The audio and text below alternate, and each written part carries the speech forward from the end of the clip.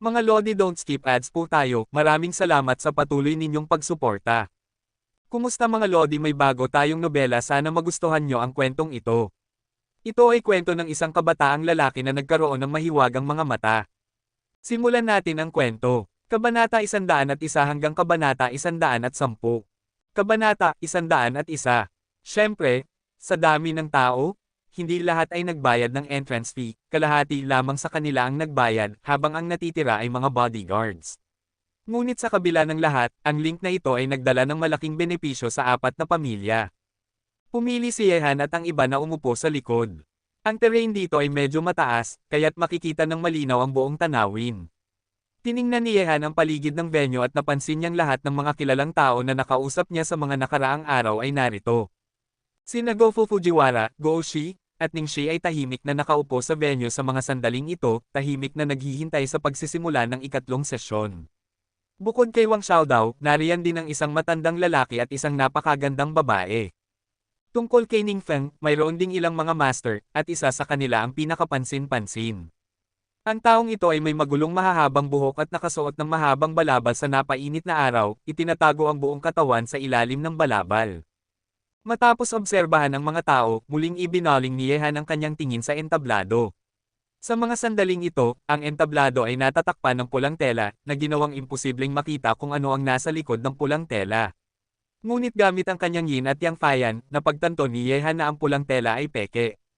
Sa likod ng pulang tela ay may kabuuang 9 na magaspang na bato, bawat isa ay may nakatakdang presyo at may nakatagong drop box sa harap nito. Maingat na sinuri ni Yehan ang 9 na magaspang na bato at napansin niyang sa 9 na magaspang na bato, 3 lamang ang may mga esmeralda sa loob, habang ang iba ay puro bato sa loob at berde sa ibabaw. Sa kanila, ang halaga ng ika-9 na magaspang na bato ay ang pinakamataas. Ang magaspang na batong ito ay mukhang hindi kapansin-pansin sa ibabaw, at maraming bitek sa paligid. Kahit na may esmeralda sa loob, malamang na masisira ito. Gayunpaman, natuklasan ni Yehan na may isang piraso ng ice violet na kasing laki ng basketball sa loob ng magaspang na batong ito, at ang halaga nito ay hindi bababa sa daan-daang milyon. Kaya, kung nais mong manalo sa championship sa link na ito, kailangan mong makuha ang ika-9 na magaspang na bato. Nang ang lahat sa venue ay nag-uusap sa mababang tinig, opisyal na nagsimula ang ikatlong sesyon. Isang napakagwapong batang lalaki ang umakyat sa entablado. Nakasuot siya ng puting suit at maayos ang pagkakaayos ng kanyang buhok. Tumingin siya sa mga tao sa venue at sinabi sa mikropono, "Ako si Ruan Hong, malugod na tinatanggap ang lahat sa huling sesyon ng Stone Gambling Festival. Ang mga mananalo sa sesyon ngayon ay magkakaroon ng premyo na $100 milyong at isang minahan na tiyak na inaasahan ng lahat. Kaya, upang hindi sayangin ang oras ng lahat, opisyal nang magsisimula ang aming susunod na aktibidad. Ang oras ng aktibidad ay kalahating oras. Ang mas mataas na alok ang siyang mananalo." Matapos magsalita si Ruan Hong, nagkaroon ng sigaw ng palakpakan sa venue, at ang pulang tela sa entablado ay inangat, ipinakita ang totoong kulay ng 9 na magaspang na bato na nakatago sa likod. Nang makita ito, nagningning ang mga mata ng maraming tao at nagmadali silang lumapit sa entablado upang maingat na suriin ang 9 na magaspang na bato. Ang ilan sa kanila ay sabik na nagbigay ng mga alok. "Halika, tingnan natin ito," sabi ni Yehan kay Kunsang at Liu Jiming, at ang tatlo ay naglakad patungo sa entablado. Si Cheng Jun at Wang Ying ay hindi sumama, sila ay magaling sa pagpatay, ngunit wala silang kaalaman sa pagsusugal ng mga bato, kaya't wala ng dahilan upang makisali sa kasiyahan. Pagdating ni Yehan sa entablado, hindi siya agad tumingin sa ika-9 na magaspang na bato. Para sa kanya, ang pinakamahusay na oras upang kumilos ay kapag malapit nang matapos ang pinakamainam na oras. Ang presyo ay tiyak na magiging mas mataas kaysa sa iba. "Hanzi, aling magaspang na bato sa tingin mo ang may pinakamataas na tsansa na tumaas?" Bagaman ipinanganak si Kunsang sa isang pamilya ng Esmeralda, wala siyang kaalaman tungkol sa pagsusugal ng mga bato, kaya tiningnan niya ang mga magaspang na bato at tinanong si Yehan. Nasa bibig na si Yehan upang sumagot nang bigla siyang napansin na si Ning Feng ay patungo sa kanya. Sa isang mapanuksong ngiti, tumingin si Yehan sa isang magaspang na bato sa harapan niya at sinabi, "Ang batong ito, dapat ay ice jadeite. Kung bibilhin mo ito, maaari kang kumita ng hindi bababa sa 10 milyon. Marahil ito ang pinakamaganda sa 9 na magaspang na bato. Tiyak na bibilhin ko ito mamaya. Lao Liu, anong masasabi mo?" Habang sinasabi ito, mabilis na tumingin si Yehan kay Liu Jiming. Si Liu Jiming ay isang matandang lalaki, at agad nang naintindihan ni Kunsang ang ibig sabihin ni Yehan bago pa man siya makaintindi. Sabi niya na may ngiti, tingnan mo, ang magaspang na batong ito ay maaaring ang pinakamahusay sa siyam na magaspang na bato, ngunit sayang, kanina ay nakita kong may nag-alok ng 50 milyong yuan. Kung bibilhin natin ito, kailangan nating mag-alok ng hindi bababa sa 50 milyong yuan hanggang 100 milyong yuan. Napakamahal. Tanong ni Kunsang na hindi pa rin maintindihan ang ibig sabihin ni Yehan at Liu Jiming, kaya't nagtanong siya ng walang muwang. Napabuntong hininga si Yehan at sinabi, slightly mahal, ngunit mas maganda ang magaspang na batong ito kaysa sa ibang mga bato. Kung bibilhin mo ito at manalo sa unang premyo, hindi lamang makakakuha ka ng 100 milyong dolyar, kundi pati na rin ng isang minahan. May halaga ito ng 1 bilyon. Si Ning Feng ay nakatayo lamang ng 2 metro mula kay Yehan at nakikinig sa kanilang pag-uusap. Nang marinig ito, lumiwanag ang kanyang mga mata. Ayon sa kanyang nalalaman tungkol kay Yehan, isa siyang Master Stone Gambler. Kadalasan ay hindi siya nagkakamali, kaya kung sinabi niyang ganoon, tiyak na ang pirasong iyon ay tumaas, marahil ang pinakamahusay na magaspang na bato sa 9 na piraso ng magaspang na bato ay ito. Tumingin si Ning Feng sa magaspang na batong pinag-uusapan ni Yehan at ang iba pa, at nagbigay siya ng pilyong ngiti. Nais niyang makuha ang magaspang na batong ito. Old Liu, subukan nating mag-alok ng 80 milyong yuan para sa magaspang na batong ito. Ang 80 milyong yuan ay itinuturing ng mataas para sa ibang mga bidder. Sa mga salitang ito, agad na naintindihan ni Yehan ang ibig sabihin at inabot ang kanyang notebook upang isulat ang presyo ng 80 milyong yuan, at isinulat din ang pangalan ni Yehan dito. Ngunit bago ibinato ni Liu Jiming ang 80 milyong alok sa nakatagong Dropbox, mabilis na lumapit si Ning Feng, unang naglagay ng alok na 100 milyong yuan sa nakatagong Dropbox, at agad na tumingin kay Yehan na may ngiti at sinabi, bakit, naisip mo ba ang magaspang na batong ito? Pasensya na, ngunit ang aking binatilyo ay naisip din ito. Kung may kakayahan ka, magbigay ka ng alok na 100 milyong yuan. Ning Feng, ikaw yan. Nang makita ito, agad na tumingin si Yehan kay Ning Feng na galit. Ano, hindi ka ba kontento? Nagsalita si Ning Feng na may malamig na tono, batang lalaki, sasabihin ko sa iyo kung ano ang ibigay mo, ang binatilyong ito ay ibibigay sa iyo ng doble. Subukan mong makipagtagisan sa akin. Hindi ba't walang dahilan? Old Liu, bibili ako ng magaspang na batong ito sa alok na 101 milyong yuan. Matigas na sinabi ni Yehan, na nagmukhang desperado. Nang makita ni Hansen na ganito, lihim na napaginhawa si Ning Feng. Tumingin si Liu Jiming kay Yehan na may kaunting hirap, at sinabi, Hanzi, sa tingin ko mas mabuti nang kalimutan na natin ito. Mayroon tayong 300 milyong yuan sa kamay, hindi natin kayang makipagkompetensya kay Ning. Kung magbibigay ka ng 101 milyong yuan, maaari silang mag-alok ng 150 milyon. Hindi tayo makakapantay sa iba, kalimutan na natin ito, marahil may mas mabuting magaspang na bato sa iba pang mga magaspang na bato, maaari tayong pumunta at suriin ang mas malapitan. Hindi, naniniwala ako sa aking sariling paghatol. Ang magaspang na batong ito ay tiyak na ang pinakamahusay sa 9 na magaspang na bato. Kailangan kong makuha ito. Ang pagmamayari ng magaspang na batong ito ay katumbas ng pagmamayari ng 100 milyong dolyar, at mayroon ding mahalagang minahan. Kung hindi mo isusulat ko. Habang sinasabi ito, sumulat si Yehan ng presyo na 200 milyong yuan at walang pag-aalinlangan na itinapon ito sa nakatagong Dropbox. Matapos isulat ito, tumingin si Yehan kay Ning Feng na may provokasyon, Young Master Ning, hindi ka nanalo sa akin noong nakaraang pagkakataon, kaya huwag mo ring subukang talunin ako sa pagkakataong ito. Ang magaspang na batong ito ay 200 milyon, at ako ang magpapasya. Kung ikukumpara mo ang iyong yaman sa akin, kahit na 10 sa iyo ay hindi kwalipikado. Hindi ka ba mayroon lamang 300 milyon? Sige, isusulat ko ang 400 milyon. Hayaan mong makita kung ano ang magagamit mo upang makipagtagisan sa akin. Ngumiti ng malamig si Ning Feng, hindi nag-atubiling nagsulat ng alok na 400 milyon at itinapon ito sa nakatagong Dropbox. Kabanata 102. Nang makita ito, pumula ang mukha ni Yehan at kinagat ang kanyang ngipin, sige, Ning Feng, napakabastos mo, ibibigay ko sa iyo ang magaspang na batong ito. Matapos ang mga salitang iyon, nagalit na umalis si Yehan. Naglaro ka sa akin, kahit na isang probinsya nung tulad mo ay karapat-dapat. Tumingin si Ning Feng sa likod ni Yehan at ngumisi ng may paghamak. Ngunit nang tumingin ang lalaking nakasuot ng itim na may balabal kay Yehan, may nakita siyang galit sa mga mata sa ilalim ng kanyang magulong buhok. Siya ba ang taong pumatay sa maraming masters ng kanyang caravans? Putang ina, halos hindi ko ito nakita kanina, kayong dalawa ay nanloko sa tanga na iyon. Napansin ni Kunsang si Yehan at Liu Jiming na hindi napigil ang kanilang pagtawa at agad na nag-roll ng mata. Halos naloko siya kanina, ngunit nang isipin na naloko si Ning Feng ng 400 milyon, hindi niya maiwasang tumawa. Hey, kung hindi mo siya lalakoin, sino ang lalakoin? Sino bang nagpasya na patayin si Hanzi noong nakaraang pagkakataon at wasakin ang aking vilya, kaya't hayaan siyang mawala ng 400 milyon sa halaga ng vilya ko? Tumawa si Liu Jiming, na tila masaya. Sabi ni Kunsang na may ngiti, talagang gusto kong makita kung anong klaseng ekspresyon ang makikita niya kapag natapos na ang aktibidad at ang kanyang nabasag na bato ay na-unlock. Ang mawala ng 400 milyon ng walang dahilan ay dapat sapat na para sa kanya. Pagkatapos, naglakad si Yehan at ang iba sa paligid ng entablado, at halos natapos na ang mga negosyante sa pag-aalok. Binuksan ni Yehan ang kanyang yin at yang eyes at tiningnan ang bawat nakatagong dropbox.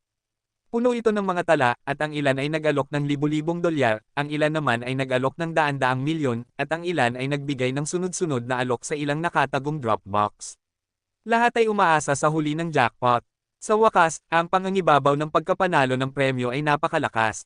Ngunit naruroon din si Goul Yunxiao nang dumaan siya sa isang nakatagong dropbox. Nang makita niya si Yehan, nagkaroon ng mapaglarong ngiti sa kanyang labi na mahirap makita kung ano ang iniisip niya. Para kay Goul Yunxiao at Yehan, hindi siya nagbigay ng pansin. Hindi katulad ni Ning Feng, hindi siya kasing tanga ni Ning Feng, hindi siya maloloko. Ngunit napansin ni Yehan na nang ang magandang babae sa tabi ni Goul Yunxiao ay tumingin sa kanya, puno ng yelo ang kanyang mga mata, at maituturing na may puot. Gayon din, may alo ng masamang intensyon sa mga mata ng matandang lalaki na nagmamasid sa orihinal na bato. Ang mga ito ay mga master. Napagpasyahan ni Yehan sa kanyang isip at hindi na sila pinansin. Dinala ni Yehan sina Kunsang at Liu Jiming sa ikasyam na magaspang na bato. Sa Dropbox, tumingin si Yehan at napansin na mayroon lamang 4 o 5 bidders para sa magaspang na batong ito, at ang kanilang mga alok ay lahat mababa, ang pinakamataas na alok ay 10 milyon, at pagkatapos ay sumulat si Yehan ng alok na 10 at 1 milyon. Sa mga sandaling ito, natapos na ang oras ng aktibidad, at umalis na ang lahat mula sa entablado. Si Ruan Hong, na nagsasalita kanina, ay bumalik sa podium kasama ang isang master sa pag-unlock ng bato. Tumingin siya sa paligid at ngumiti ng bahagya, at sinabi, lumipas na ang kalahating oras, natapos na ang oras ng aktibidad, at ang susunod na hakbang ay ang proseso ng pagbubukas ng nakatagong dropbox upang ipaliwanag ang bato. Sa tingin ko, lahat ay tiyak sa kanilang pananaw, kaya't maghintay tayo at tingnan, ngayon, buksan natin ang unang nakatagong dropbox. Kabilang dito, ang pinakamataas na bidder ay si Ginoong Li mula sa Hongyuan Jewelry, at ngayon ay bubuksan natin ang magaspang na batong hinahanap ni Ginoong Li. Matapos magsalita si Ruan Hong, agad na itinaas ng master sa pag-unlock ng bato sa entablado ang kanyang kagamitan at sinimulang suriin ang bato. Ngunit nang ma-unlock ang magaspang na bato, wala itong laman. Nakita ito ng mga tao sa venue at nagsay, sabay nag-aalala na baka ang magaspang na bato na kanilang tiningnan ay pareho rin. Pagkalipas ng kalahating oras, ang master sa pag-unlock ng bato ay na-unlock ang 3 magaspang na bato ng sunod-sunod. Wala ring laman ang 3 magaspang na bato, at ang mukha ng negosyanteng bumili ng 3 magaspang na bato ay nagiging berde. Hehe, mukhang hindi swerte ang mga naunang 3 Ginoo, ngayon tingnan natin ang nanalo ng ika-4 na magaspang na bato. Ngumiti si Ruan Hong sa mikropono, at pagkatapos ay pinili ang taong may pinakamataas na alok mula sa nakatagong dropbox. Ang ika-4 na magaspang na bato ay nakuha ni Ning Xiao mula sa Ning Jewelry sa halagang 400 milyong yuan. Mukhang determinado si Ning Xiao na makuha ang magaspang na batong ito. Naniniwala ako na sa pananaw ni Ning Xiao, tiyak na magkakaroon ng esmeralda ang magaspang na batong ito. Nang marinig ang mga salita ni Ruan Hong, tumingin ang lahat sa venue kay Ning Feng, at sa kanilang isipan ay nagsisisi. Sa isang napakataas na presyo ng 400 milyon, mukhang nakatagpo ang Ning family ng kayamanan sa pagkakataong ito, kung hindi ay hindi sila mag-aalok ng ganitong kalaki. Si Ning Feng ay sabik din sa magaspang na batong ito sa kanyang puso, at ang kanyang mga mata ay nakatutok sa mga kilos ng master sa pag-unlock ng bato sa entablado. Nang makita si Ning Feng na puno ng pag-asa sa mga sandaling ito, ngumiti si Kunsang at sinabi sa kanila, kapag na-unlock ang magaspang na batong ito, tiyak na may inis si Ning Feng at baka magsukan ng dugo. Ang tubig ay lumulutang, Hanzi, kayong dalawa ni Lao Liu ay talagang masama. Sino bang nagpasya na makialam sa atin? Nagkatinginan ng ilang tao at ngumiti, ang mahirap na Young Master Ning ay tila nakatakdang magdusa sa susunod. Nang ang Master Jeshi ay bumaba sa podium ng ilang beses, at nang hindi pa rin lumabas ang berde sa magaspang na bato, unti-unting nagbago ang ekspresyon ni Ning Feng na puno ng pag-asa, at bigla siyang nagkaroon ng masamang pakiramdam sa kanyang puso. Ang pakiramdam na ito ay parang dati, nang si Yehan ay nagdisenyo upang lokohin siya. Gayon din, nang makita ng mga tao sa paligid ang sitwasyong ito, lahat sila ay nagbigay ng simpatiya kay Young Master Ning. Ngayon, sino mang eksperto ang nakakaalam na ang Young Master Ning ay nalugi sa batong binili niya para sa 400 milyon. Oo, at ito ay isang malaking pagkatalo na nawawala ng 400 milyon ng walang dahilan. Sa wakas, nang ang Master Jeshi ay na-unlock ang buong magaspang na bato, hindi na mapigilan ni Ning Feng ang kanyang sarili at agad na nagbuga ng dugo, ang kanyang mukha ay naging napakaputla, at kaagad siyang tumayo at tumingin kay Yehan na may masamang ekspresyon. Sinabi niya, hayop, niloloko mo ako. Hehe, Young Master Ning, maaari kang kumain at magsuot ng damit ng walang ingat, ngunit hindi mo maaaring sabihing walang katotohanan. Wala akong pinilit na bilhin mo ang nabasag na batong ito. Ikaw ang nag-isip na masyadong mataas ang halaga at handang gumastos ng 400 milyong yuan para sa isang bato. Anong kinalaman ko dito? Ngumiti si Yehan at bahagyang nag-shrug ng innocently, ngunit ang kanyang hitsura ay malinaw na nagpapakita ng, niloloko lang kita, sino bang nagpa siya na maging tanga.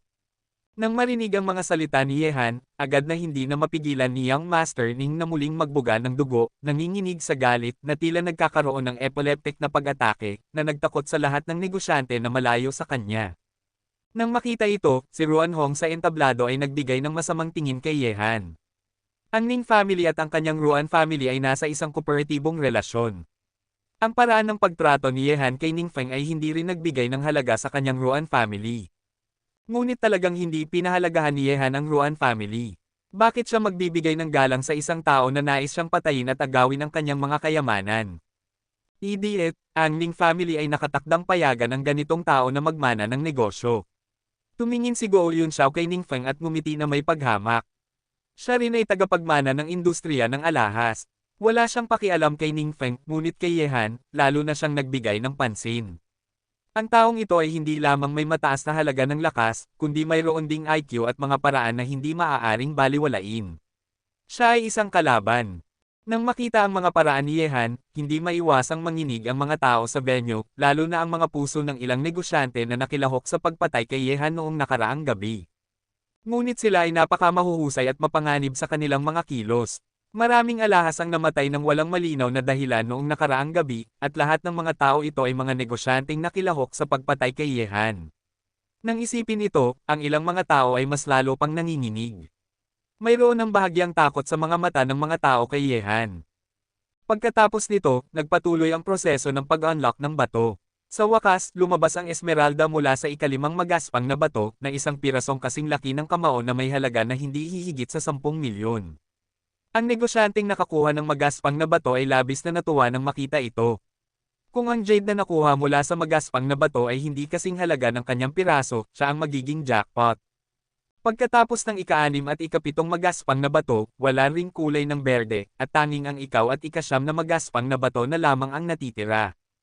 Kung ang dalawang magaspang na bato ay wala ring lumabas na berde, ang nagwaging premyo ay ang negosyanteng may ika-5 magaspang na bato.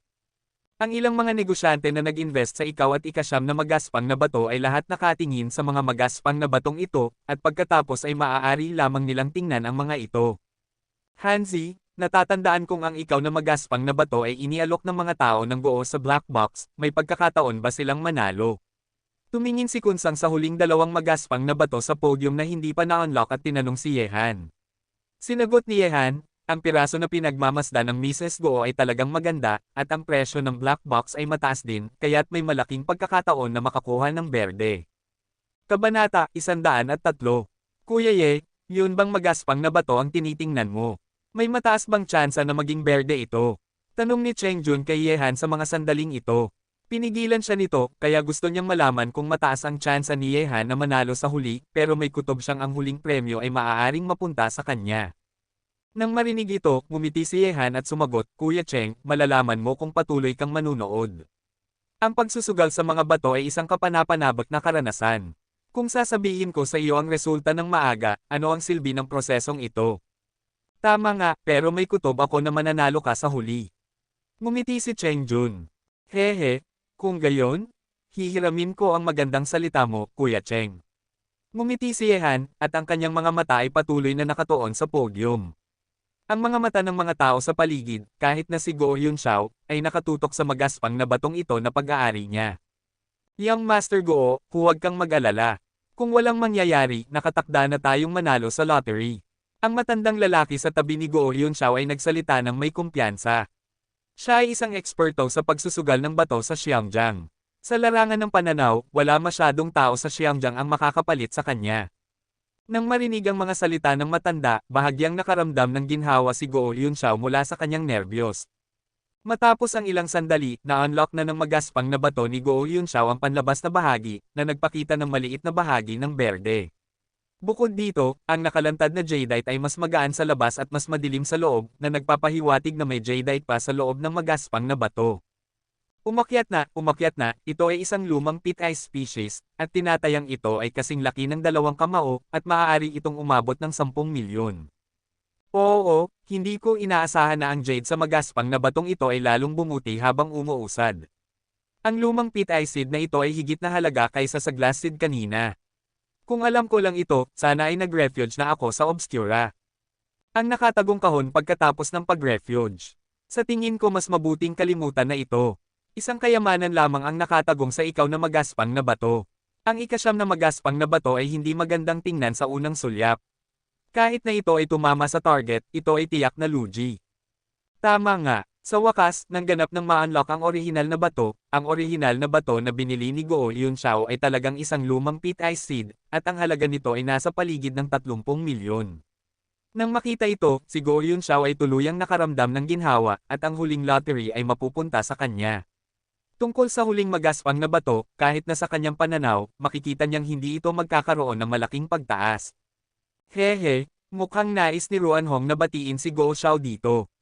Nakita ang sitwasyon matapos ma-unlock ang magaspang na bato, ngumiti si Ruan Hong sa posisyon ni Go Hyun-shao, at ang mga negosyanteng nakaupo sa tabi ni Go Hyun-shao ay sunod-sunod na bumati sa kanya. Ngayon, sino mang may matalas na mata ay makakakita na ang huling nanalo ay tiyak na ang pamilya Go. Hehe, salamat sa inyong pagtanggap. Nang marinig ang mga pagbati sa paligid niya, sumagot si Go Hyun-shao na may ngiti sa kanyang mukha. Sayang, isa pang magaspang na bato ang hindi pa na-unlock. Hindi tiyak kung sino ang mananalo sa huli.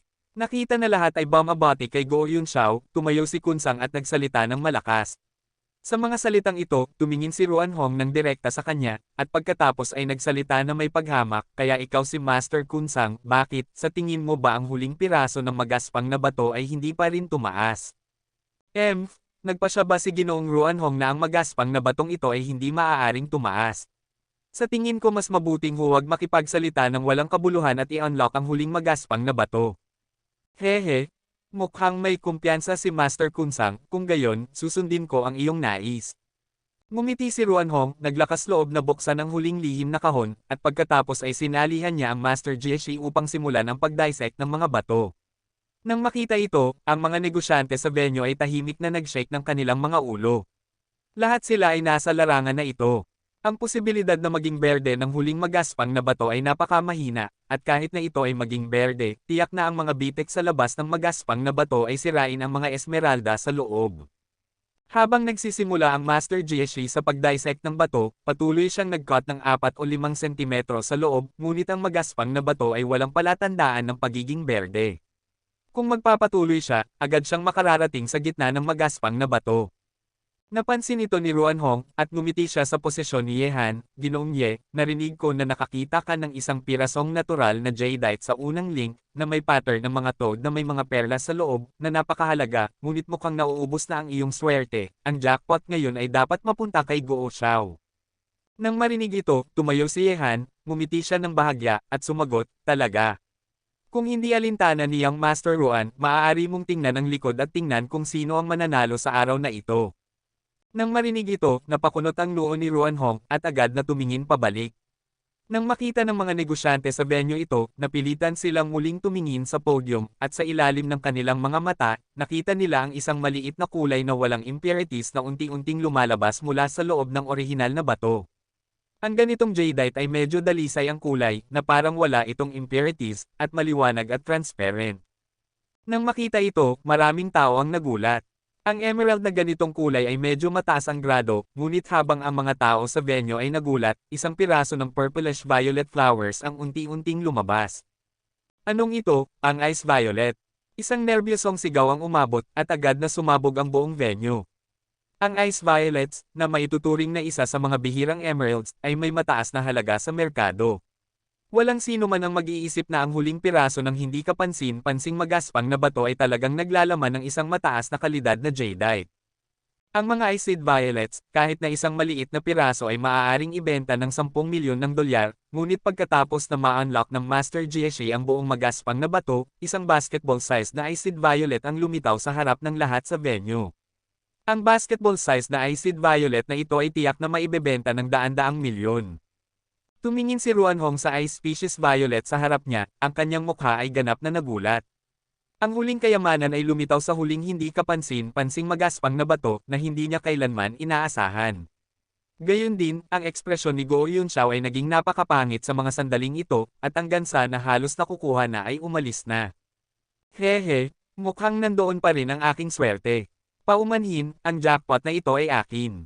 Tumayo si Yehan at tiningnan si Ruanhong at Go Yunxiao na may bahagyang ngiti, ngunit ang kanyang tawanan sa kanilang mga tainga ay tila napaka-harsh.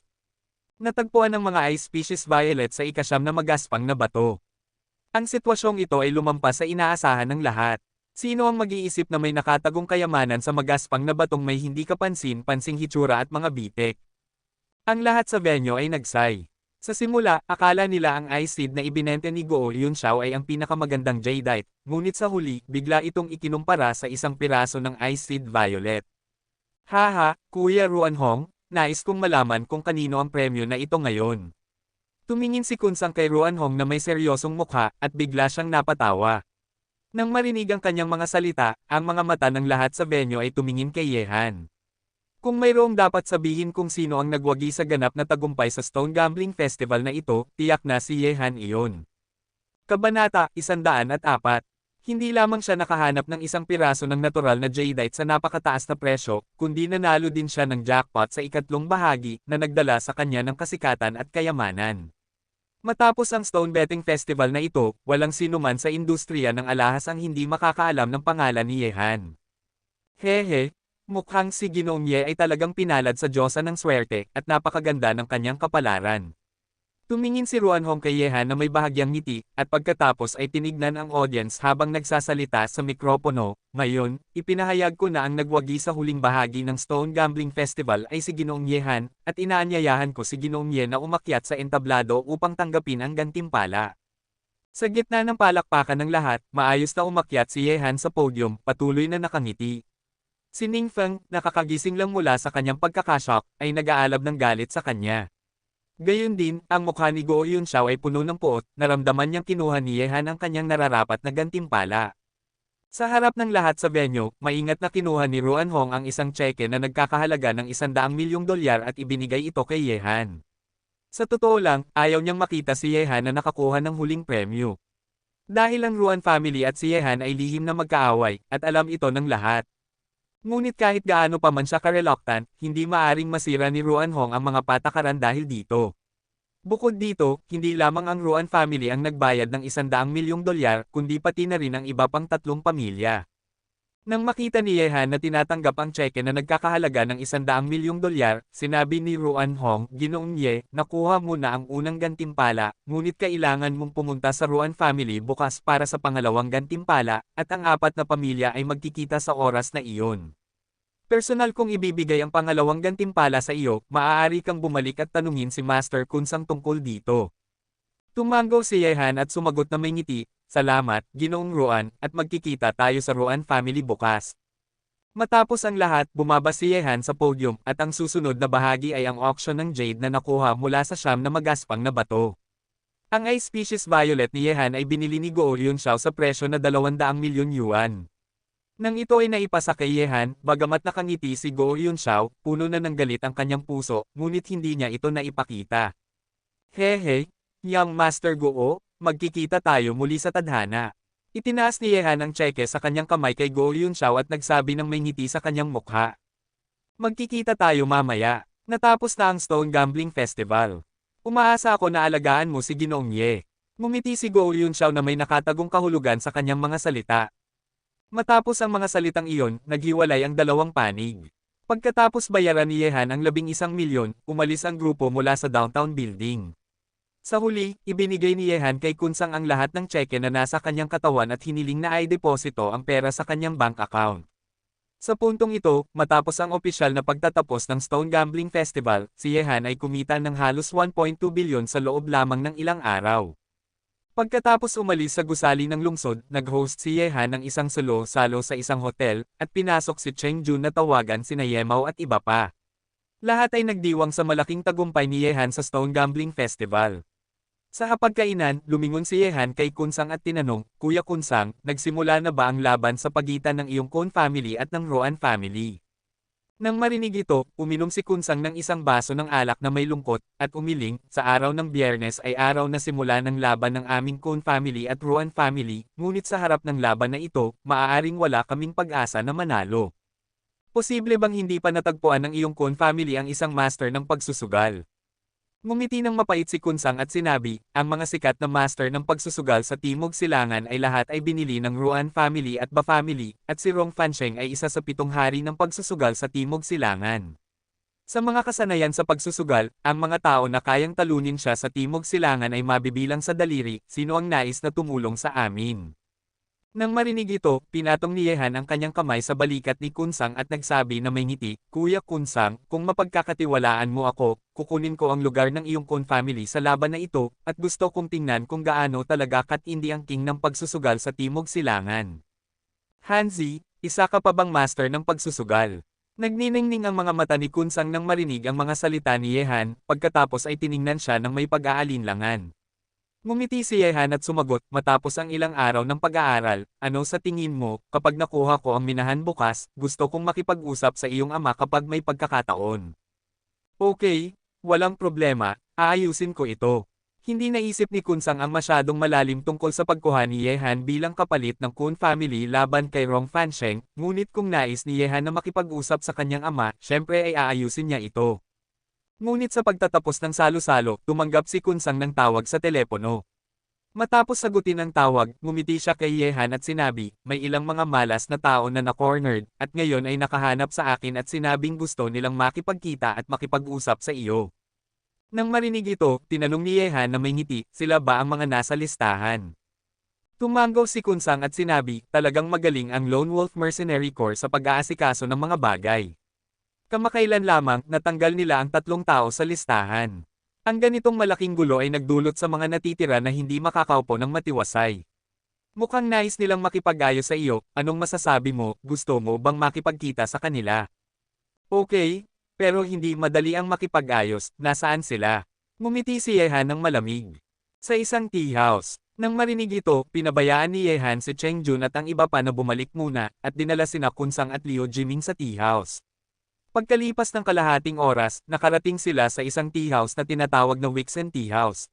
Sa mga sandaling ito, sa harap ng pintuan ng tea house, may 4 na lalaki na nahihirapan na naghihintay, at nang makita ang 3 ni Yehan na papalapit, tuwang-tuwa silang tumakbo upang salubungin sila, Yang Master Ye, pakiusap, pumasok ka.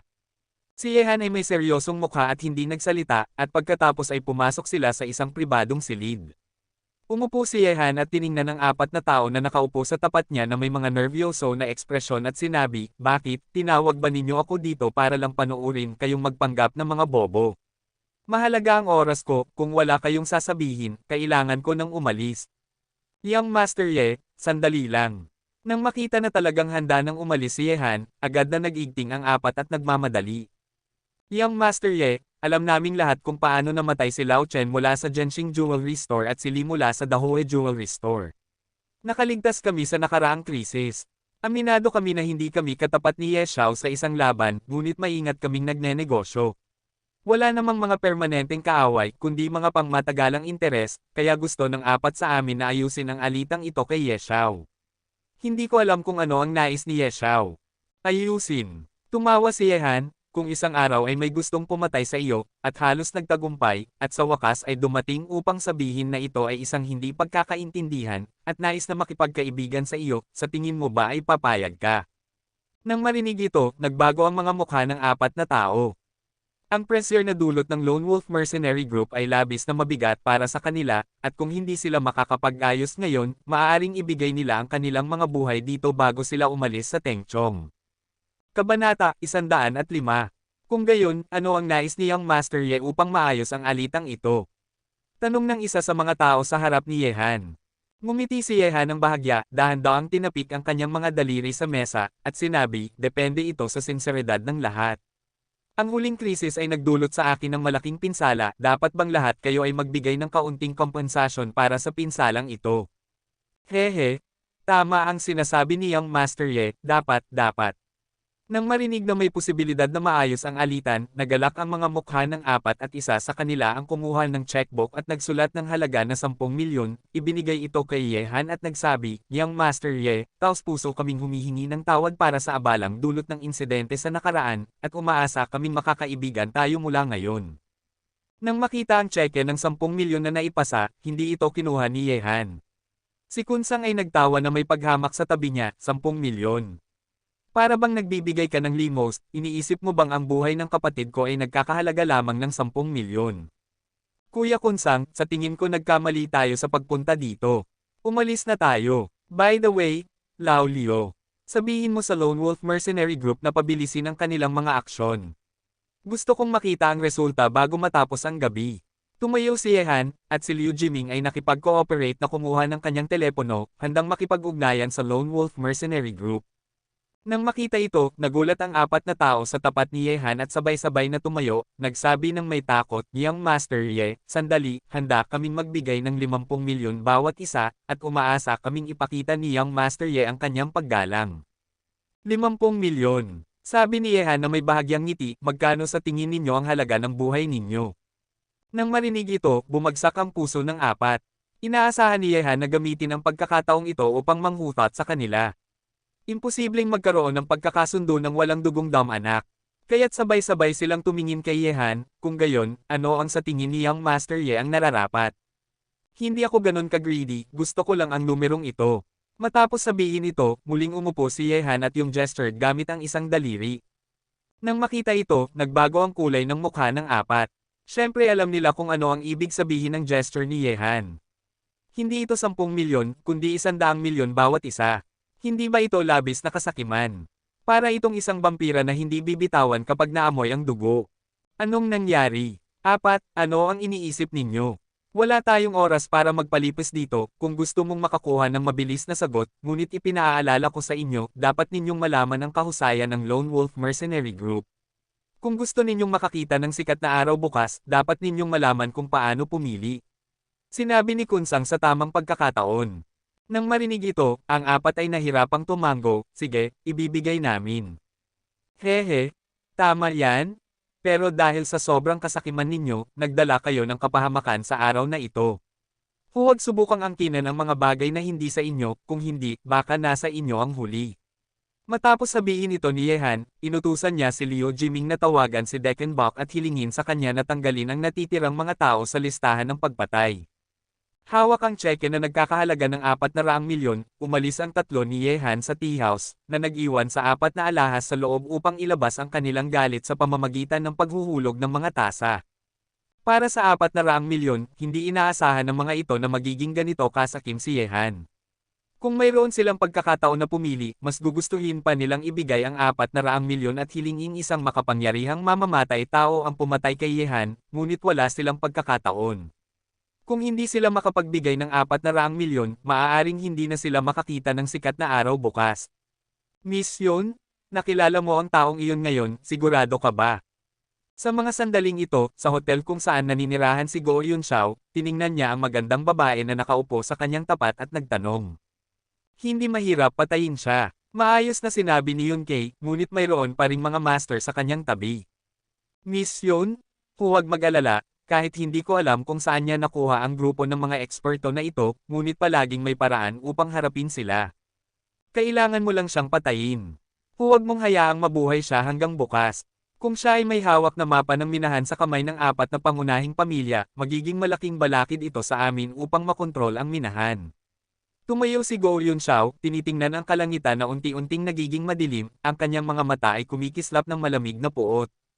Go Xiao, bakit hindi natin hayaan siyang makuha ang mapa at patayin siya, at pagkatapos ay kunin ang mapa? Tanong ni Wang Xiao daw kay Go Yunxiao. Nang marinig ito, ngumisi si Go Yunxiao at sinabi, batay sa aming kooperatibong relasyon sa Yan family, hindi mahirap para sa akin na makuha ang mapa, ngunit hindi ko dapat hayaan siyang makita ang buong larawan ng mapa. Kapag may isa pang tao na nakakaalam ng lokasyon ng mga minahan, mas magiging mapanganib para sa amin, kaya't hindi siya dapat mabuhay hanggang bukas. Ginoong Mo, makipag-ugnayan ka sa Yan family at hilingin sa kanila na ihanda ang mapa para sa akin. Tumango ang matandang lalaking pinangalanan Mo at sinabi, ngunit ang presyo na gusto ng Yan family ay hindi mababa. Sumang-ayon na muna sa kanila, at pipilitin ko silang isuka ang lahat ng kanilang kinain sa hinaharap. Go Xiao, paano ang tungkol sa Ning family? Maaari nating makuha ang mapa mula sa Yan family, at ang Ning family ay maaari ring makakuha ng mapa mula sa Ruan family. Dapat din ba nating patayin ang taong iyon mula sa Ning family? Tanong ni Wang Xiao daw na nakatingin kay Go Yunxiao. Ngumiti si Go Yunxiao nang may paghamak at sinabi, ang tanga na iyon ay walang banta sa akin.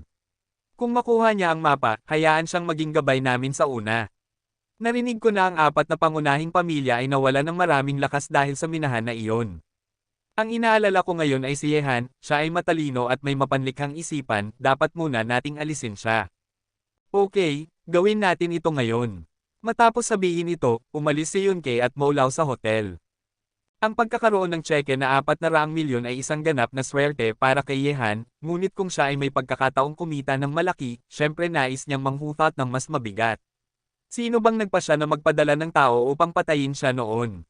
Para sa kanila, nakakaramdam si Yehan ng kapanatagan sa panghuhutot nang walang anumang pasanin sa kanyang isipan. Sa daan pauwi, ibinigay pa rin ni Yehan ang tseke na nagkakahalaga ng 400 milyon kay Kunsang at hiniling na ay deposito ito sa kanyang bank account. Sa gabi, tinawagan ni Yehan si Cheng Jun.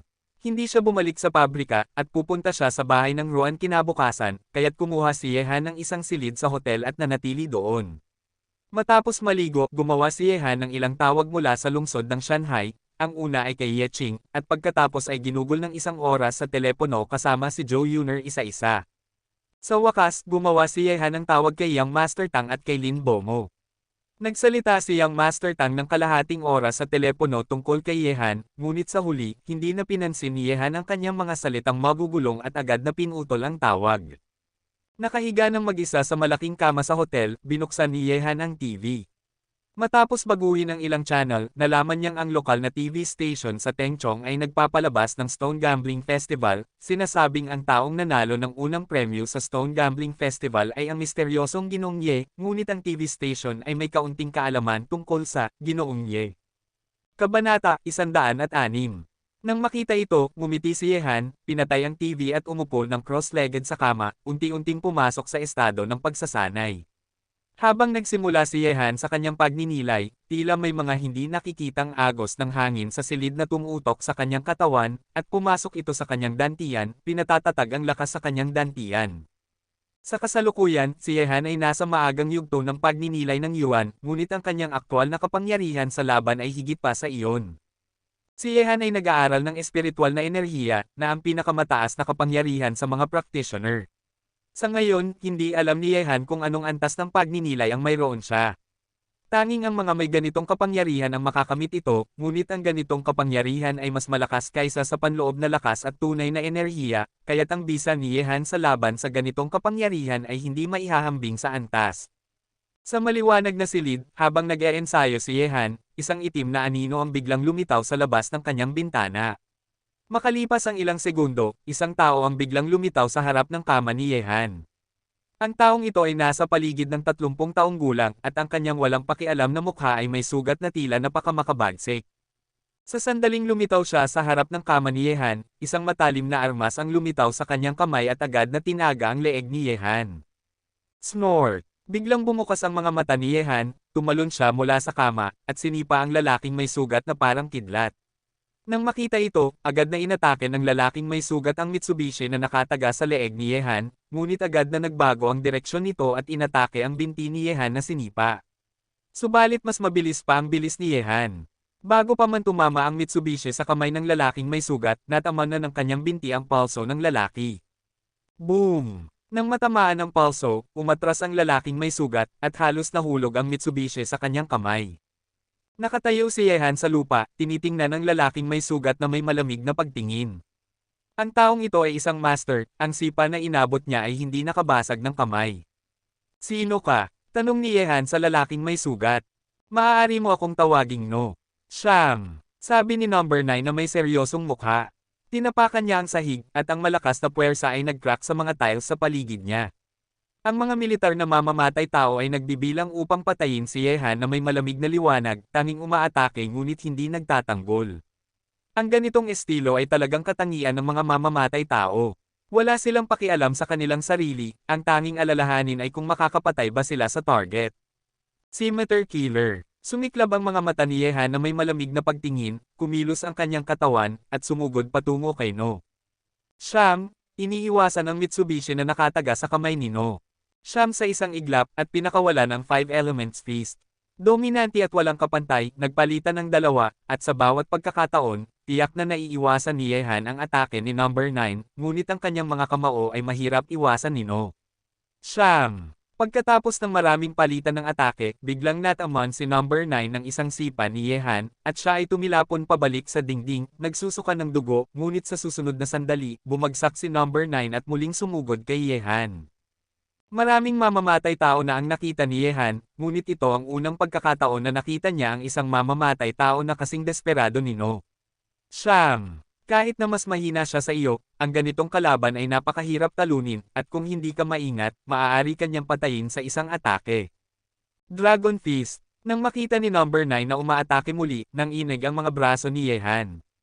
Ang kanyang masiglang katawan ay parang isang dragon. Ang damit ni Yehan ay napunit, ngunit pinilit ng kanyang katawan na tiisin ang suntok ni Yehan. Pagkatapos ng suntok na iyon, umabot ng malakas na tunog ng pagkabasag ng mga buto sa loob ng katawan ni number 9 na nagdulot sa kanya upang umatras ng ilang hakbang.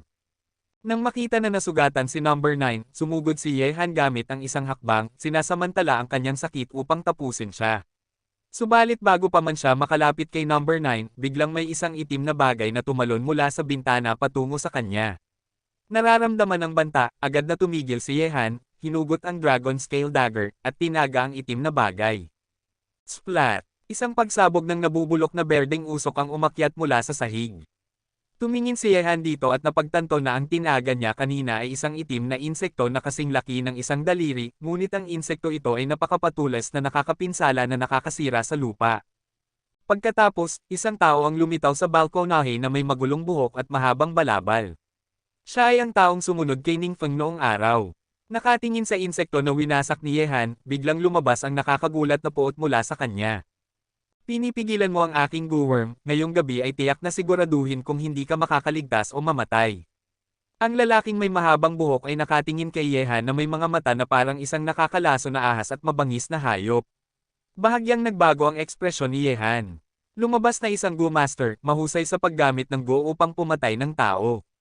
Isang malakas na mamamatay tao at isang Goo Master na mahirap bantayan, napakataas ng panganib na maaaring dulot ng dalawang uri ng tao. Siyempre, hindi masyadong delikado ang mamamatay tao kay Yehan, ngunit ang Goo Master na lumabas ngayon ay dapat bantayan. Karaniwang nagaganap ang pag-aalaga ng Goo sa katimugang Hunan, Sichuan, at Yunnan, ngunit ito ang unang pagkakataon ni Yehan na makatagpo ng ganitong tao, kaya't kailangan niyang maging lubos na alerto. Ang mga paraan ng Goo Masters ay mapanlinlang at hindi mahuhulaan. Ningfeng. Tumingin si Yehan sa Goo Master na lumitaw, ang kanyang mga mata ay kumikislap ng nakabibinging puot. Ang pagdating ng Goo Master ay tiyak na iniutos ni Ningfeng, sa susunod na pagkakataon kung magkakaroon siya ng pagkakataon, tiyak na ipapakita niya sa lalaking ito ang kanyang galit. Sinira mo ang aking Gooworms, pinatay mo ang aking master ng caravans, ngayong gabi ay ipaparamdam ko sa iyo ang pakiramdam na mas masahol pa sa kamatayan. Ang tinig ng Go-Master ay sobrang malamig, at sa lalong madaling panahon ay inugoy niya ang kanyang balabal, naglabas ng mga nakakalason na nakatagong armas na sunod-sunod na itinataga kay Yehan, at sabay na may isang itim na anino na lumutang patungo kay Yehan na parang multo. Nang makita ito, ang Dragon Scale Dagger sa kamay ni Yehan ay agad na tinaga, at bilang isang resulta, ang malamig na liwanag ay sumak sa harap niya, na tumama sa lahat ng nakatagong armas na itinaga ng Go-Master, at isang tunog ng jingling ang narinig. Agad na lumitaw si Heng Kong na kumakaway ng mga pangil, na puno ng nakakalason na sangkap, parang puting buto na pangil ng siyam na yins. Ang Go-Master na ito ay may napaka nakakalason na kamay, basta't siya ay masugitan, ang lason ay papasok sa katawan. Hawak ang Dragon Scale Dagger, si Yehan ay parang hangin, bawat swing ng kutsilyo ay nagdudulot ng takot sa Go-Master, dahil ang Dragon Scale Dagger ni Yehan ay walang kapantay na talas, kahit na ang kanyang kamay ay nakakalason, hindi siya makakalapit ng harapan kay Yehan. Ang mga daang itim na anino ay nagsasagutan sa loob ng silid ng hotel, na umaatake sa isa't isa, na parang isang nakaka-excite na martial arts movie, ngunit ang ganitong matinding laban sa dalawa ay nagwasak ng buong silid. Si number 9 ay nanatiling tahimik sa tabi, tinitingnan si Yehan, at sa tuwing may pagkakataon, handa siyang patayin si Yehan nang walang pag-aalinlangan at kumpletuhin ang kanyang misyon. Whoosh! Biglang, sa isang pagswing ng long cloak ng Go-Master, ang mga centipedes ay sumugod patungo sa kanya, at ang mga pares ng tentacles ay nakakatakot. Umalis ka rito! Sumigaw si Yehan, ang enerhiya sa kanyang katawan ay bumuhos na parang alon, at siya ay nagpalabas ng isang palad, na para bang may hindi nakikitang puwersa sa hangin na bumabalot sa mga centipedes, at pagkatapos ay ang mga centipedes ay naglabas ng maliliit na tunog ng chirping. Ang mga centipedes ay parang alon na umatras, na parang mayroong isang bagay kay Yehan na nakakatakot sa kanila, at hindi sila naglakas loob na humakbang pasulong. Kabanata 107. Nang makita ito, umikot ang mga mata ni Yehan, at naglabas ng mga alon ng malakas na espiritual na enerhiya mula sa kanyang katawan.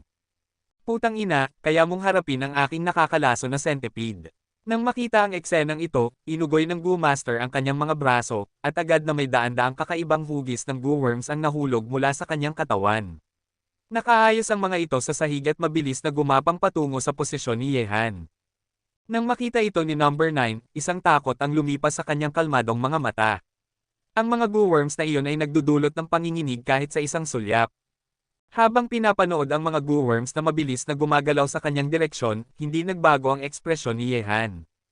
Ang espiritual na enerhiya sa kanyang dantian ay nagtipon sa kanyang mga binti, at agad siyang sumipa sa lupa. Ang pinagsamang espiritual na enerhiya ay umarangkada palabas, na parang isang malakas na puwersa na bumuhos patungo sa mga Go-Worms. Sa tingin mo ba ay kaya mong pigilin ang aking danggo?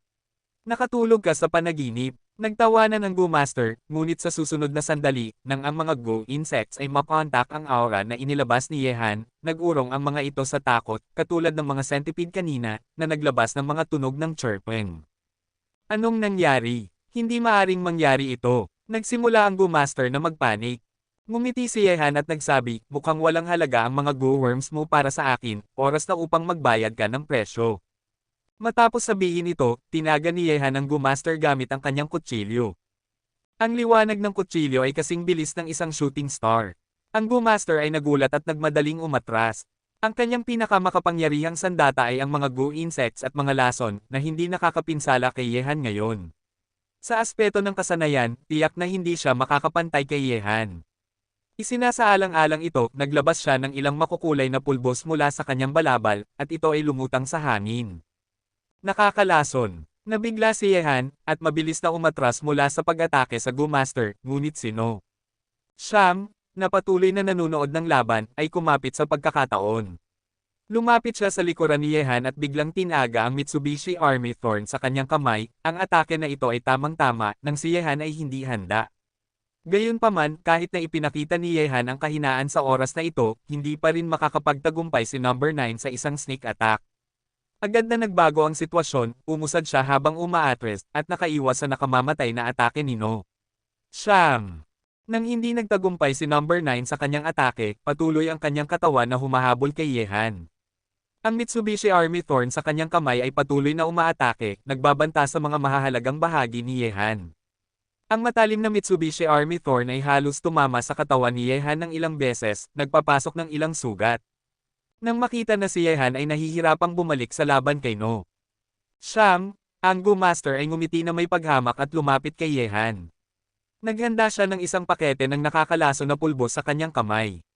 Basta't makaladkad niya ito ng kaunti, unti-unting kakainin ng laso ng katawan ng tao. Ngunit nang ang Go Master ay lumapit kay Yehan, biglang humarap si Yehan at nginitian siya ng maliwanag, ipinapakita ang isang hilera ng puting ngipin, naghihintay ako sa iyo, masamang nilalang, mamatay ka. Matapos sabihin ito, 5 gintong karayom ang biglang lumipad mula sa kamay ni Yehan. Sa ganitong malapit na distansya, wala ng oras ang Go Master na makagawa ng hakbang. Ang 5 vital point sa kanyang katawan ay naabot ng gintong karayom at ang lahat ng 5 gintong karayom ay pumasok sa kanyang katawan. Sa susunod na sandali, isang sakit na parang kinagat ng libu-libong langgam ang kumalat sa kanyang buong katawan, nagdulot sa kanya ng matinding sigaw at mabilis na umalis mula kay Yehan. Ngayon, ikaw na. Nang mawala na ang banta ng Go Master, nakatuon si Yehan sa pagharap kay No. Siyam. Ang Dragon Scale Dagger sa kanyang kamay ay sunod-sunod na sinugitan, nag-uumapo ng mga after images, at ang pag-atake ay labis na dominanti. Si number 9 ay mabilis na nasuppress ni Yehan. Ang Mitsubishi Army Thorn sa kanyang kamay ay nahati sa 3 bahagi sa ilalim ng tuloy-tuloy na atake ni Yehan, at wala na siyang kapangyarihang lumaban, kaya tanging nakatayo siya sa likod at pinapasan ang mga suntok, ang pawis ay tumutulo mula sa kanyang noo na parang ulan. Nang makita ni Yehan na si number 9 ay nasuppress, ang mga mata ng Go Master ay nagliliyab sa takot. Nagngangalit siya, bumalik siya at tumalon mula sa bintana, at mabilis na nawala sa madilim na langit. Hindi siya natatakot sa mga Go insects, walang paraan upang patayin si Yehan, at kung magpapatuloy siya sa presensya, natatakot siya na maiiwan ang kanyang buhay dito. Sa silid, walang mga alalahanin si Yehan sa kanyang masiglang pag-atake. Hindi nakaligtas si number 9 sa isang daang galaw, ngunit sa isang iglap, pinukpok siya ni Yehan sa kanyang leeg. Sa aspeto ng bisa sa laban, ang lakas ni number 9 ay mas mataas kaysa sa kanyang pakiramdam ng aura. Ang mga eksperto sa rurok ng estado ay mas malakas, kung hindi dahil sa paglitaw ng Go Master kanina, matagal na siyang napatay. Isang ingay ang narinig, matapos patayin ni Yehan si number 9, ang pinto ng kanyang silid ay puwersahang binuksan, at pagkatapos ay pumasok ang mga armado at explosion-proof na pulis isa-isa. Dahil sa labis na ingay sa silid ni Yehan, agad nang tumawag ang mga kaukulang tao sa hotel ng pulisya, at ang mga explosion-proof na pulis ay pumasok ng sunod-sunod. Nang makita ang katawan ni number 9 na nakahiga sa sahig, agad nilang itinutok ang kanilang mga baril kay Yehan, huwag kang gumalaw. Mag-squat ka na may mga kamay sa iyong ulo, o kami ay bumaril. Nang makita ni Yehan ang grupo ng mga espesyal na pulis na umuusad, napabuntong hininga siya sa kanyang puso, at sumunod na lamang na umupo ng nakasquat na may mga kamay sa kanyang ulo. Agad na lumapit ang isang espesyal na pulis at nilagyan siya ng handcuff, habang may ilan pang naiwan upang siyasatin ang eksena sa hotel. Si Yehan ay dinala palabas ng hotel, pumasok sa isang explosion-proof na sasakyan, at umalis patungo sa police station. Ngunit sa isang itim na sasakyan sa labas ng hotel, si Yunkei, na nakasuot ng mahigpit na itim na jacket, ay pinapanood ang pag-alis ng explosion-proof na sasakyan. Naabot siya ng isang hakbang, at si Yehan ay dinala na ng pulis. Agad na umalis si Yunkei. Dahil si Yehan ay dinala ng pulis, wala na siyang pagkakataong patayin siya. Pagdating sa police station, si Yehan ang pinakamasungit na pinahalagahan. Hindi lamang siya nakagapos, kundi pati na rin siya ay nakalok sa isang bakal na kwarto habang naghihintay na imbestigahan ng mga pulis. Tiningnan ni Yehan ang kanyang kasalukuyang sitwasyon at nag-frown. Ang pagpatay ay isang krimen sa China, at ang ebidensya ay matibay. Natatakot siyang hindi matutulungan ng mga kaibigan na sina Kunsang at Liu Jiming sa Tengchong. Tanging ang Security Bureau ni Cheng Jun ang makakatulong sa kanya. Tanging ang kanyang pagkakakilanlan ang makakapagpalabas sa kanya mula rito, ngunit ang kanyang cellphone at mga armas ay nakumpiska na, at imposibleng makipag-ugnayan kay Cheng Jun sa mga sandaling ito. Sa isang pagsabog habang nag-iisip si Yehan tungkol sa mga bagay na ito, biglang bumukas ang pinto ng interrogation room, at pumasok ang isang mainit na babaeng pulis at isang lalaking pulis.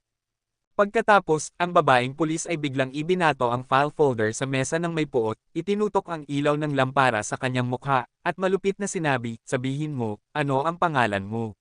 Saan ka galing? Anong alitan ang mayroon ka sa namatay? Pinapayuhan kita na mas mabuti pang sabihin mo ng malinaw, kung hindi, ang tiyahin ko ay ipaparamdam sa iyo ang pagsisisi sa pag-upo sa bilangguan at manggahas na pumatay ng tao sa Tengchong, sa tingin ko ay magtatagal ang buhay mo.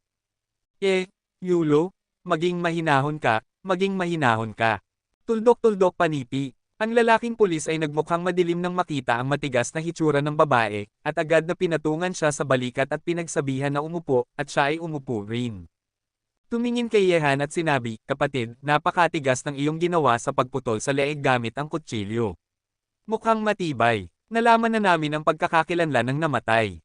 Siya ay isang miyembro ng organisasyong mamamatay tao na Scimitar sa Golden Triangle, na may codename na Number 9, napakalakas.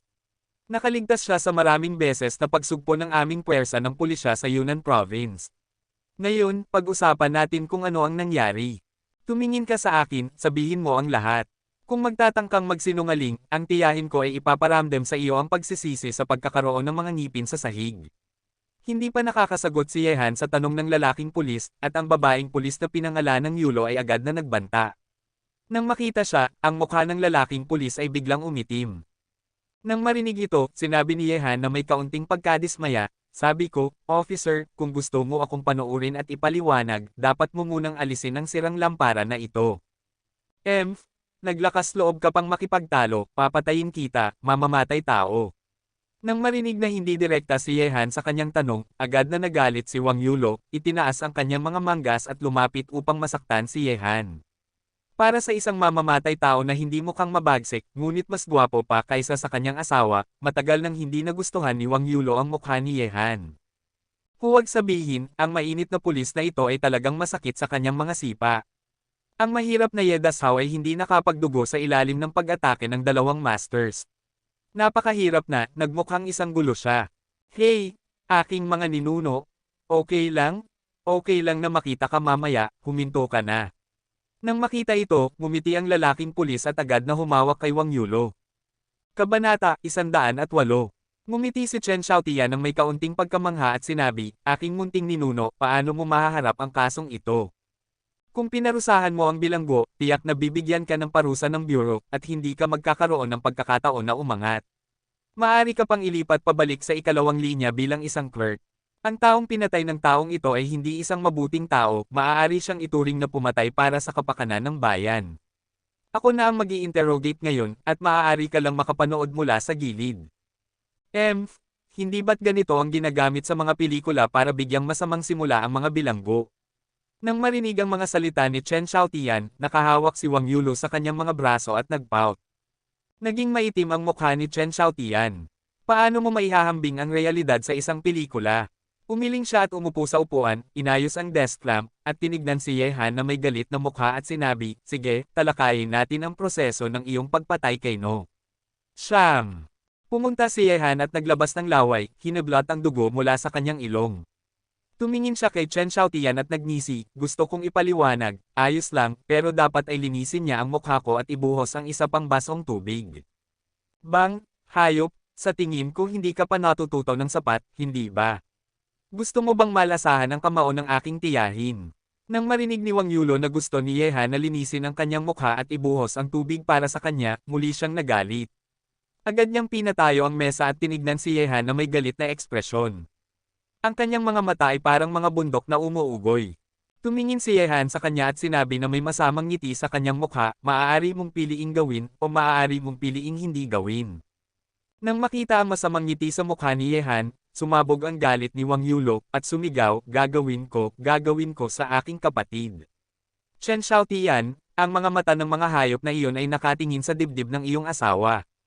"Bakit ka pa nakaupo dyan na parang tanga? Bilasan mo at turuan siya ng leksyon, kung hindi, sa gabi ay hindi mo na maisip na makapasok sa aking kama." Ang mga salitang ito ay hindi lamang nagpadilim sa mukha ni Chen Xiaotian, kundi pati na rin ang mga sulok ng bibig ni Yehan ay nanginginig. Ito ba ay isang pulis? O isang babaeng hooligan? "Yulo, umupo ka muna, ako na ang gagawa." Napahagikek si Chen Xiaotian at hinawakan ng pawis sa kanyang noo, sinubukan na palakasin si Wang Yulo na umupo ng parang nagsisilbi sa kanyang mga ninuno. Matapos mag-asawa ng ganitong matibay na asawa, wala na siyang magagawa kundi sumang-ayon. Pagkatapos pumasok ni Yehan sa police station, si Yunkei ay bumalik na sa hotel at sinabi kay Guo Yunxiao tungkol kay Yehan. Matapos marinig ang sinabi ni Yunkei, ngumiti si Guo Yunxiao at sinabi, "Mukhang seryoso ang buhay ng taong ito." Ngayon na siya ay nasa police station, ang usaping ito ay pansamantalang ilalagay sa tabi. Ang parusang pagpatay ay sapat na para sa taong ito upang manatili doon ng ilang panahon, ngunit upang maiwasan ang sinuman na makialam upang protektahan siya, Xiao Dao, makipag-ugnayan ka sa mga tao sa Yunnan Province, hayaan silang i-lock ang taong ito sa loob ng ilang panahon, hindi siya dapat makalabas at mangagaw ng pagkain mula sa akin. Oo, young Master Goo. By the way, Miss Yun, maayos ba ang pag-usad ni Mr. Mo? Tanong ni Goo Yun Xiao kay Yun Kei. Nang marinig ito, umiling si Yun Kei. Si Mo Lao ay pumunta upang asikasuhin ang grupo ng mga master sa paligid ni Yehan, at siya naman ay pumunta upang patayin si Yehan, kaya hindi niya alam kung ano ang sitwasyon ni Mo Lao ngayon. Sa parehong oras, si Ning Feng, na nakikipag-usap sa pakikipagtulungan sa Ruan family, ay nakatanggap din ng balita na si Yehan ay naaresto at dinala sa police station. Matapos ay hang up ang telepono, tumawa si Ning Feng, hindi ko inaasahan na ang bastardo na ito ay magkakaroon ng ganitong araw.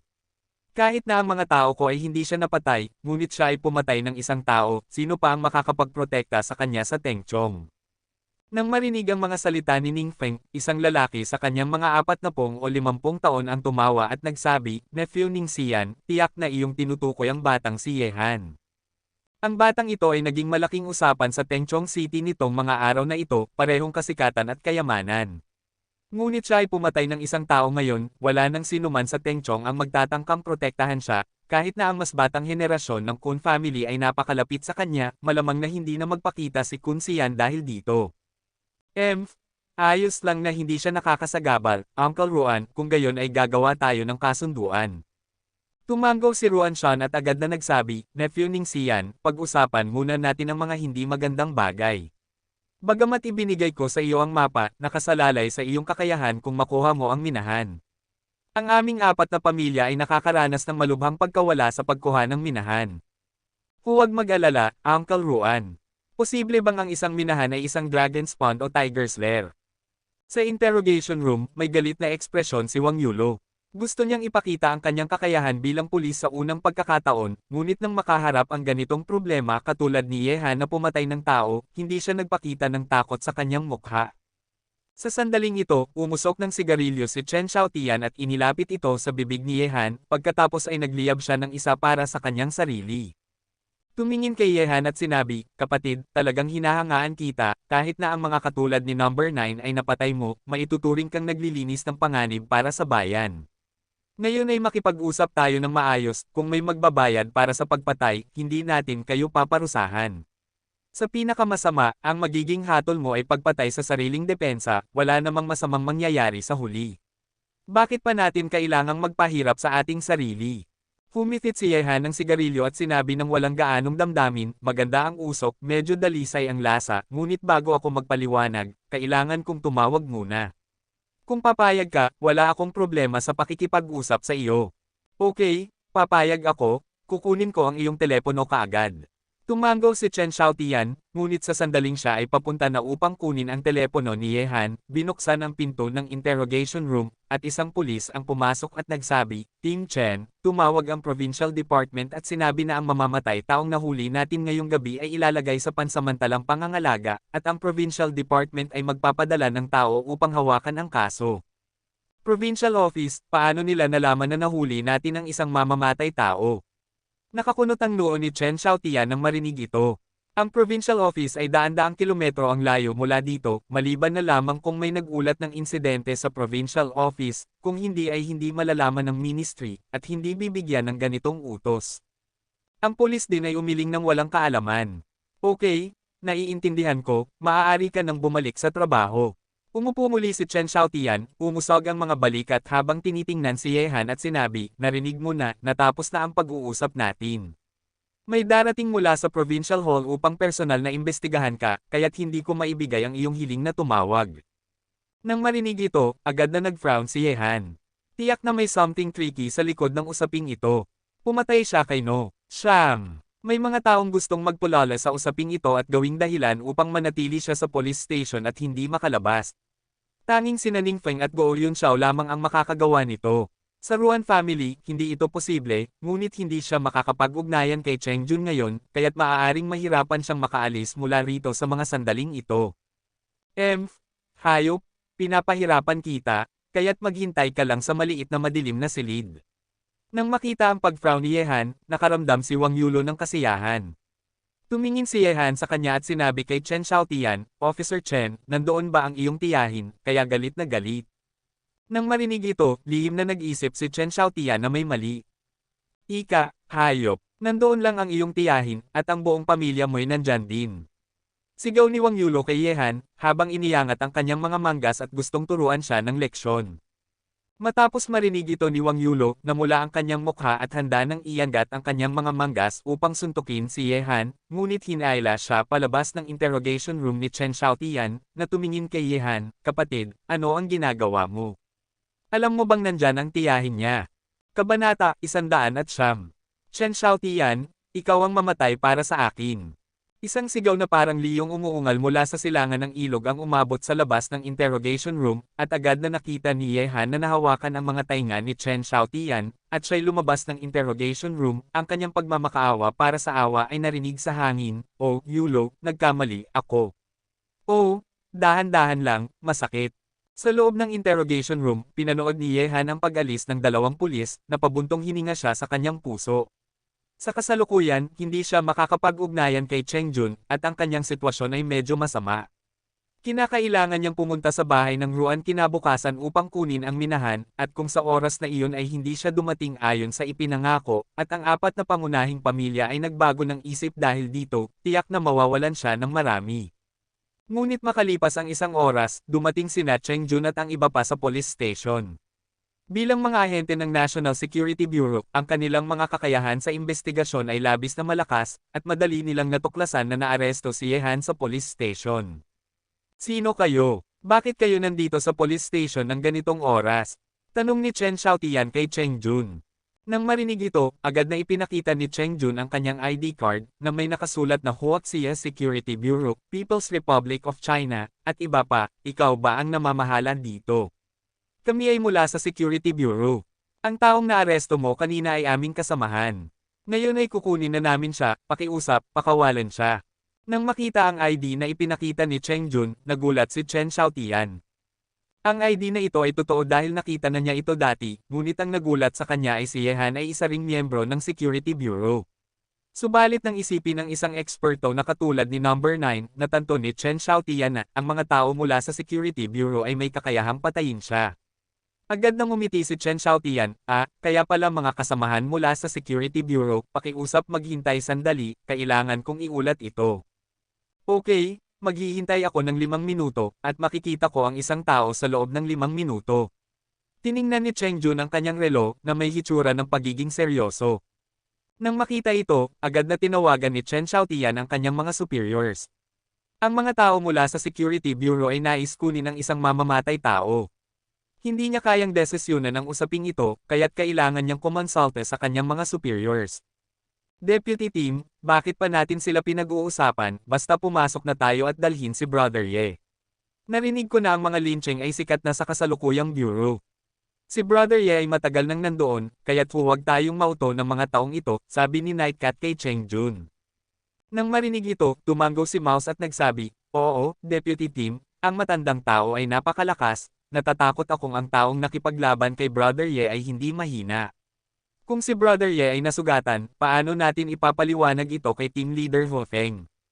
Nang marinig ang mga salita ni Nightcat at Mouse, hindi natuwa si Wang Yulo at nagsabi, ang mga tao sa Security Bureau ay napakapangyarihan, kung gusto nyo ng tao, dapat kayong sumunod sa mga alituntunin. Huwag akalaing maaari kayong maging walang pakialam sa amin dahil sa espesyal na lisensyang ito. Bakit? Hindi ka ba kontento, babae? Si Crazy Horse ay nagalit kay Wang Yulo at nagsabi, kung si Brother Ye ay mawalan ng kahit isang buhok, sisingilan kita sa pagbubugbog sa iyong superior. Nang marinig ito, nagulat si Chen Xiaotian, nako, inutusan ka lang ng tiyahin mo na turuan ang batang iyon ng leksyon.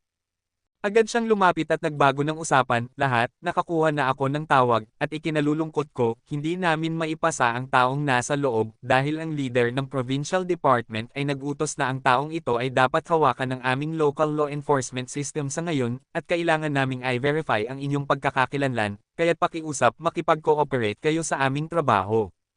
Ano, imbestigahan kami. Nang marinig ito, nagalit ang mga tao ni Cheng Jun. Ang kanilang Security Bureau ay bahagi ng mataas na pamahalaan ng bansa. Kailan pa maaaring imbestigahan ng mga law enforcement system ng isang prefecture-level city ang mga ito? Isang galit na flash ang dumaan sa mukha ni Cheng Jun. Tumingin siya kay Chen Xiaotian at nagsabi, ang leader ng provincial department ay nag-utos ng investigasyon sa aming security bureau.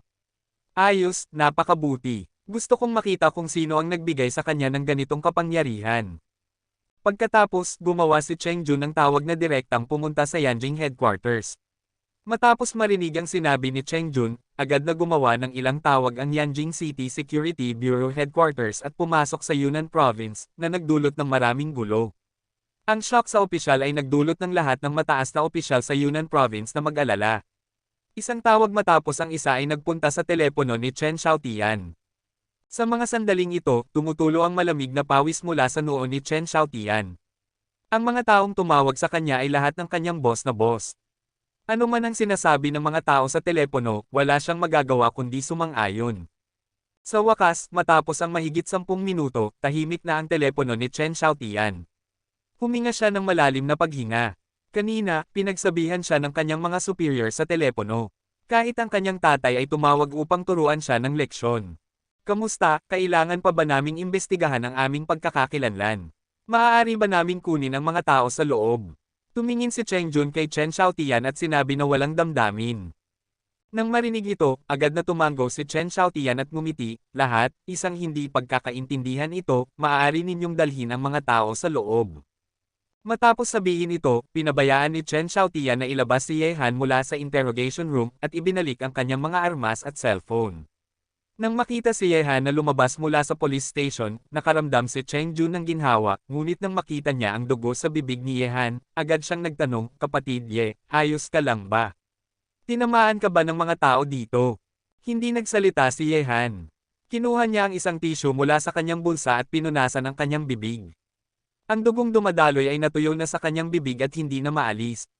Nang makita ito, umikot si Chen Xiaotian at nagsabi, ikinalulungkot ko, kasama ang mga kababaihan, palaging mahirap kontrolin ang emosyon.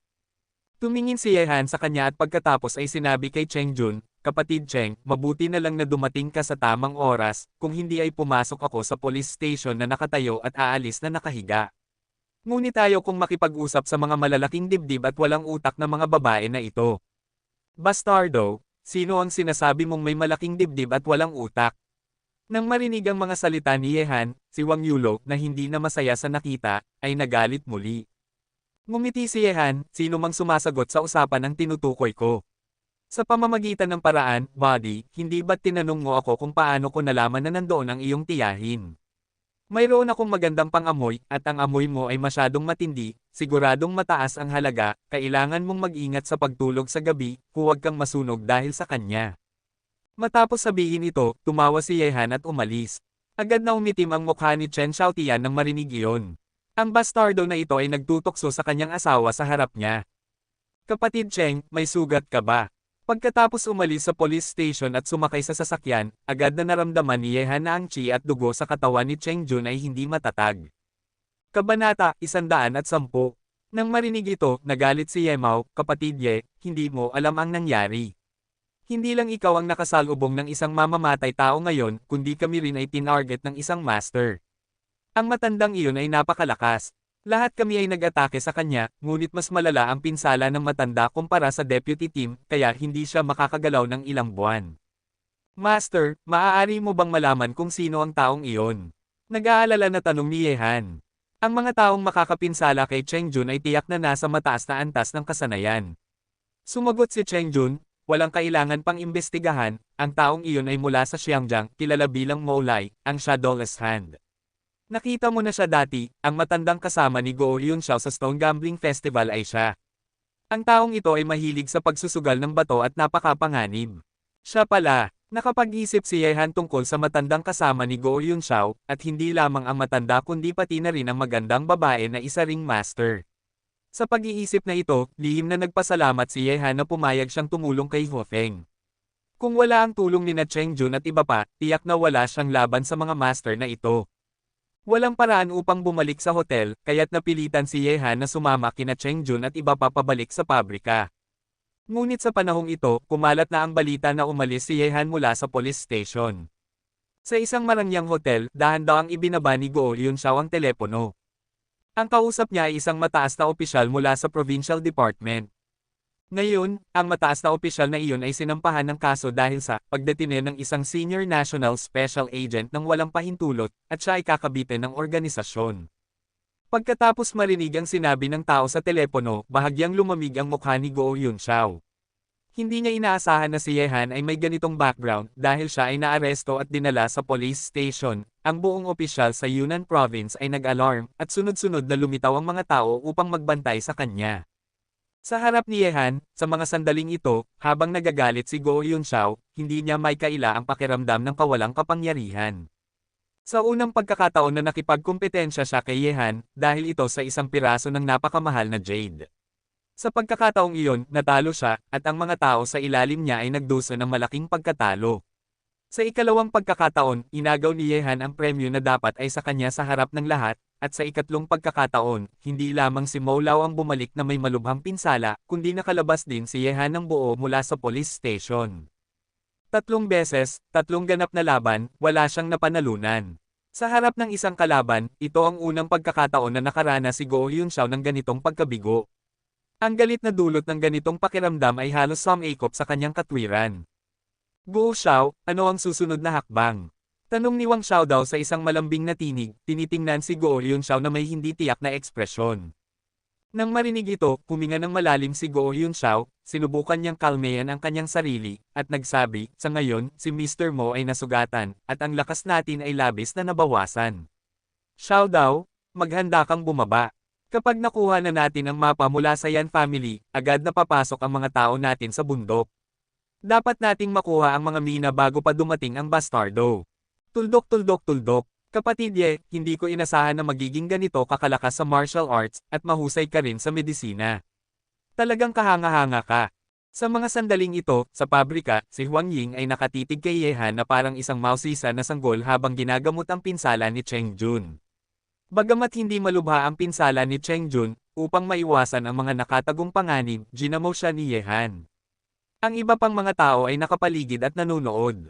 Ang mga kasanayan ni Yehan sa medisina ay bago sa kanila. Sa pamamagitan ng ilang gintong karayom, karamihan sa mga pinsala ni Cheng Jun ay agad na naayos. Kapatid Ye, kanino mo natutunan ang kasanayang ito sa medisina? Ang galing, sa tingin ko ay mas mabuti pa ito kaysa sa mga genetic potion na ginawa ng matandang yang sa aming base. Sabi ng daga habang nakatingin sa mga gintong karayom sa kamay ni Yehan na may pagkamangha. Si Yemao at ang iba pa ay tumango bilang pagsang-ayon. Genetic potion. Ano ito? Nang marinig ni Yehan ang sinabi ng daga, nagtanong siya. Hey! Ang mga genetic medicines na ito ay kayamanan para sa amin ng mga cultivators upang mapabuti ang aming lakas. Malalaman mo pagkatapos mong sumali sa aming Security Bureau. Ngumiti ang daga, iniisip ang mga genetic medicines, punong-puno ng pagnanasa ang kanyang mukha. Tungkol dito, ngumiti lamang si Yehan at hindi nagbigay ng positibong tugon. Kahit na nais niyang isaalang-alang ang pagsali sa Security Bureau, kailangan niyang maghintay hanggang matapos ang mga bagay sa Tengchong. Matapos gamutin ang mga sugat ni Cheng Jun, bumalik si Yehan upang magpahinga. Ang laban kay Number 9 at ang Gu Master sa hotel ay labis na nakakapagod sa kanya. Gayunpaman, sa panahon ng laban kay Gu Master, natuklasan din ni Yehan ang isang bagong bagay. Ang mga Gu-worms ng Gu Master ay labis na natatakot sa aura sa kanyang katawan at hindi nang ahas na lumapit sa kanya. Bagamat hindi sigurado si Yehan tungkol dito, ito ay isang magandang bagay para sa kanya dahil magkakaroon siya ng paraan upang iligtas ang kanyang buhay kapag humaharap sa mga misteryosong grupo ng Gu Master sa hinaharap. Pagkatapos ng isang tahimik na gabi, maaga kinaumagahan, pinangunahan ni Yehan sina Cheng Jun at ang iba pa papunta sa Ruan family. Sa dami ng mga eksperto na kasama, naniniwala si Yehan na kahit na may sama ng loob ang Ruan family sa kanya, hindi sila magtatangkang gumawa ng labis na hakbang. Pagdating sa bahay ng Ruan, bumaba si Yehan mula sa sasakyan at nakita si Ruan Hong na naka-formal na kasuotan na naghihintay sa kanya sa gate ng Ruan Manor. Nang makita si Yehan at ang iba, lumapit si Ruan Hong na may ngiti sa kanyang mukha. Mr. Ye, matagal na kitang hinihintay, pakiusap, pumasok ka. Nang marinig ang mga salitang tila walang sinseridad mula kay Ruan Hong, ngumiti si Yehan sa kanyang puso, ngunit tumugon din siya ng may ngiti, Young Master Ruan, salamat, dumating na ba ang ibang mga patriarka? Hehe, Nandyan na ang iba pang tatlong patriarka, at maaari na tayong magsimula sa sandaling dumating si Mr. Ye. Kaya't mangyaring ihandog ang daan, Ruan Xiao. Matapos sabihin ito, pumasok silang lahat sa Ruan Family Manor, at dinala sila ni Ruan Hong sa isang napakaluhong silid. Sa mga sandaling ito, naroroon ang mga pinuno ng apat na pangunahing pamilya sa Yunnan. Nang makita nilang pumasok si Yehan, lahat sila ay nakatutok sa kanya. Ito na ang unang pagkakataon na nakita nila ang tunay na Yehan. Tumayo si Ruan Shan at nagsabi na may ngiti, Mr. Ye, matagal na naming hinihintay, pakiusap, umupo ka. Umupo si Yehan sa isang upuan, tiningnan si Ruan Shan at ang iba pang tatlong pinuno ng pamilya at sinabi, may nangyaring hindi maganda kagabi, kaya't nahuli ako, umaasa ako na hindi magagalit ang mga pinuno ng pamilya. Habang nagsasalita, tumango si Yehan kay Kunsang na nakatayo hindi kalayo. Nang marinig ang mga salita ni Yehan, nag-iba ang anyo ni Ruan Shan at ng iba. Alam nilang mga miyembro ng apat na pangunahing pamilya sa Yunnan ang nangyari kagabi, ngunit hindi nila inaasahan na ang batang nakaupo sa kanilang harapan ay may ganitong kapangyarihan na nagdulot ng alarma sa buong opisyal sa Yunnan Province sa magdamag. Dahil dito, maaga silang lahat na pumunta sa bahay ng Ruan ngayon, naghihintay sa pagdating ni Yehan, na isa ring nakatagong senyales. Hehe. Si Mr. Ye ay isang maswerteng tao, at naniniwala ako na ang ilang mga clown ay hindi makapagbibigay ng maraming problema sa harap ni Mr. Ye. Ang pinuno ng Yan family, na mahigit 50 taong gulang, ay nagsabi kay Yehan na may ngiti sa kanyang mukha. Gayunpaman, nang marinig ni Yehan ang kanyang mga salita, palagi siyang nakaramdam na ang matandang ito ay tila may halong pagdududa, parang nais ipasa ang sisi ng nangyari kagabi sa sinumang naroroon. Sumagot si Yehan ng may bahagyang ngiti, mukhang masyadong mataas ang pagtingin ni Patriarka Yan sa akin, at ako'y isang ordinaryong tao lamang. Kung masyadong maraming clown ang narito, hindi ba't isusubo nila ako hanggang sa buto?